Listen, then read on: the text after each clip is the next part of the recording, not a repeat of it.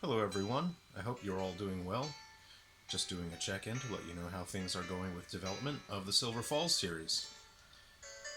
I've been collecting a few old Nokia devices and LG and other brands so I can use them for development and make sure our upcoming Silver Falls Pocket works. This is just a placeholder, title screen, and an application. But if you've got one of these fun guys, these were quite popular. I actually had this exact model. This was pretty reliable phone, these old Nokia phones. But I'm going to make sure that Silver Falls Pocket does run on as many devices as possible. Thank you to everyone for commenting your device. I'll do my best to make sure that my upcoming Java game, or J2ME, hopefully I can get that working on your device. And of course, it's not too late. Please still keep commenting, let me know what your device is, and I'll see what I can do. Silver Falls Pocket will probably launch either late this year or early next year, 2023.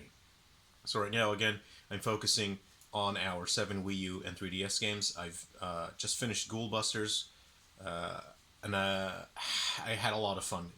This is the most fun that I've had testing any game that I've ever published. Usually the testing process is quite grueling when you get to the final stage of development, and you really just need to sand every rough edge that you can find. You need to make sure that the flow of your gameplay is just right. You need to make fine-tune adjustments at the last minute to make sure everything is right. Normally that process is quite draining.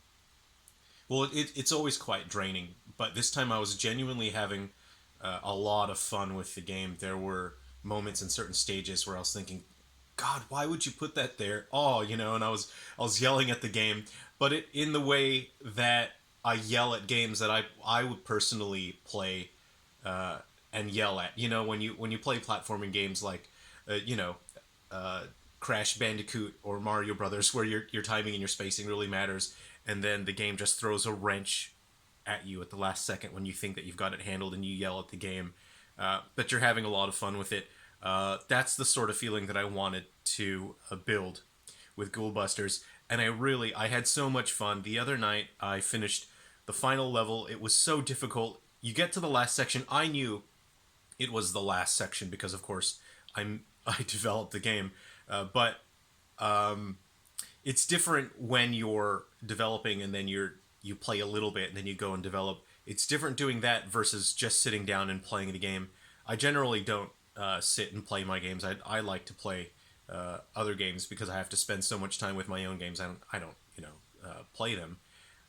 But I was playing the final stage. I was having so much fun, and it gets so difficult. The final section of the final stage, I'm really looking forward to people playing, because the entire game, it spends the whole game teaching you different gimmicks, different hazards, and then in the very final section, it just throws all of that stuff together. And I think it's quite satisfying when you finally make it through this insane obstacle course. You get to the final boss, and it's just, it goes all out. I'm quite excited about it. I had so much fun, not just developing it, but playing it. It's been so great. And I was just looking at this guy. Does anyone have one of these things? It had those really nice shoulder buttons. It's got that extra circle pad. I find this much more comfortable than the nub. And I do actively wish Nintendo had made a Circle Pad Pro for the new devices, because using the nub to control certain games is not that comfortable.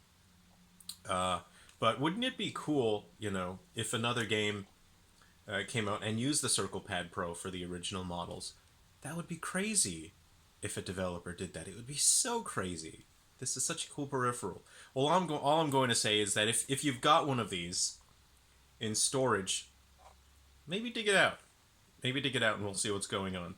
So I'll be focusing again. I'm working on the launch day versions of all of the remaining games.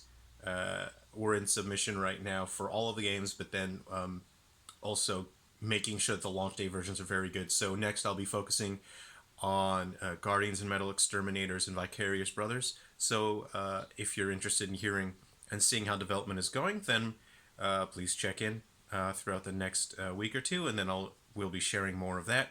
And then, of course, after that, I'll be sharing a little bit of gameplay from Undertakers for the Wii U, which has a brand new game mode. And then I will be sharing the Gaiden games that are coming to the Wii U and 3DS. So thank you everyone for checking in. It's the end of the YouTube video, so I'm going to ask you for a favor, and that favor is click on the button that says believe in yourself, believe in you. Whatever you're doing, it doesn't matter how difficult, how terrifying, how intimidating it is, you've got to believe in yourself, believe that you can do it. You've got this, you can handle it.